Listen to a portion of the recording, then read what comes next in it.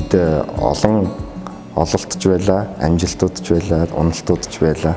За манай компани бол Microsoft-ийн түнш ийм байгууллага гэж явдаг. За ингээд энэ байгууллагын одоо шийдлүүдийн хүрээнд бол сургалт, за үйлчилгээ, сенстэй програм хангамж гэх мэт зүйлүүдийг нийлүүлдэг. За анх бол бид нэр ингээ уламжлалт маягаар бизнесээ хийгээ явж байтал сүүлийн одоо нэг 5 жилийн хугацаанд бол технологийн чиг хандлага бол нэлээд өөр болоод ирж байна. За энэ үед бол бид нар одоо зайлшгүй өөрийн хийж байгаа үндсэн бизнестэй бол тодорхой хэмжээний чиг хандлагыг дагаж өөрчлөлт хийхгүй бол яг ингээд л одоо хуучин технологиуд халагдаад явдагтай адилхан ийм дүр зураг бол харагдаж байсан. За энэний дагуу бол бид нар одоо жишээлхэд байгууллагууд өмнө ихэвчлэн мэдээлэл технологийн шийдлүүдийг өөрснийхөө дата центр орчинд зохион байгуулж, өөрснөө арчилж, маллаж ингэж явдаг байсан. За энэ зохион байгуулалтан дээр бол бид нар туслах одоо maintenance support үйлчилгээ бол гүйцэтгэдэг байсан. Гэтэл энэ бизнес маань одоо баг багаар орон зайд багасж эхэлсэн. За тэгээ бид нар ер нь үйлчлүүлэгчид бол тодорхой төлбөрт үйлчилгээг өөрсдийн ийм хостинг орчинд үзүүлэх шаардлагатай байна гэдэг ийм клауд гэдэг ийм үйлчилгээг бол өөрснөө одоо гаргахыг бол зорж ажиллаж исэн. За тэгээд энэ дээр бол бид нар нэг бас нэлээдгүй хөрөнгө оруулалт хийгээд 2 жил орчим яг энэ зах зээлийн талаар судалгаа, технологийн судалгаанууд, за ингээ хэрэгжүүлэлтийн ажил, худалдаа авалт гэмэд бүх юмаа хийгээд яг үйлчилгээгээ эхлэх гэж байтал зэрэгцээд одоо Google, Microsoft гэх мэт энэ компаниуд маань өөрснөө бол клауд үйлчилгээг санал болгоод эхэлсэн. Энэ нь бол одоо манай бизнесийн хувьд нэлээд том цохилт болсон. Яагаад тэгэхээр бид нар бол яг энэ ижил төстэй үйлчилгээг өөрснөө Монголын зах зээл дээр санал болгоё гэдэг ийм бол гол зорилготой байсан. Тэгэхээр энийг мэдээж яг ингээд нэгэн тал хийцэн чинь үргэлжлүүлээд байя, цааш нь зүтгээд үзье гэдэг ийм байдлаар бол бид нар асуудалд хандаагүй. Яагаад тэгэхээр санхүүгийн тооцоол ингээ хийгээд үзэхээр бол үр ашиггүй харагдаж байсан.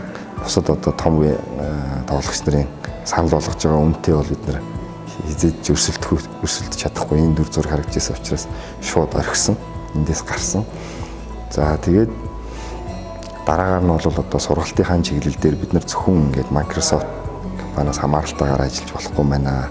Ер нь бүхэл технологийн чиглэлийн сургалтуудыг бид нар хийх хэрэгтэй байна гэдэг ингээд сургалтын чиглэлүүд дээр бол өргөжүүлэлт хийгээд сургалтыг бол тусад нь бас ингээд компани зохион байгуулалтанд оруулаад явсан.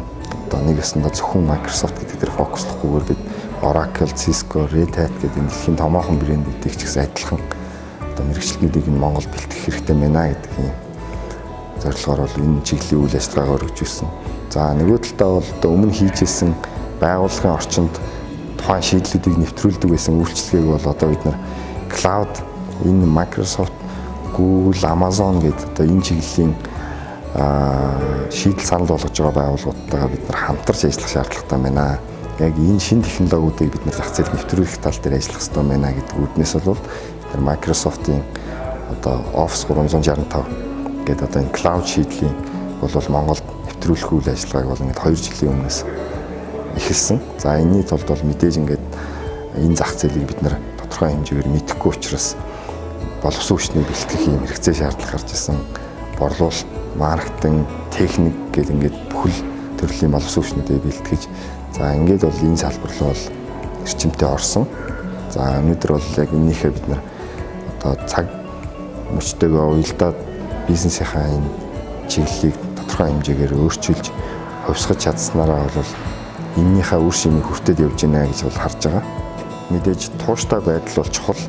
Тууштай байдал бол чухал. Гэхдээ тууштай байдал гэдэг маань бол нэг юм барьж аваад тэрийг л ингээд одоо гадна талд юу болоод байна, яг энэ таны бодож байгаа юмтай гадны бусад нөлөөллүүд ямар байна гэдгийг бол анзаарахгүйгээр зөвхөн өөрийнхөө бодлоор тухайн бүтээгдэхүүн үйлчилгээндээ ингээд хандаад хөгжүүлээд ингээд яваад ах юм бол харилцагчдын одоо юу хүлээж байгаа энэ хүлээлтэнд тохируулж одоо бизнесийнхаа онцлогийг өөрчлөхгүй бол энэ бол эргээд асар том цохилт болох боломжтой. За мөн зах зээлийн одоо судалгаагаа бас ингээд гадаад яг ижил төстэй ийм үйл ажиллагаа явуулж байгаа.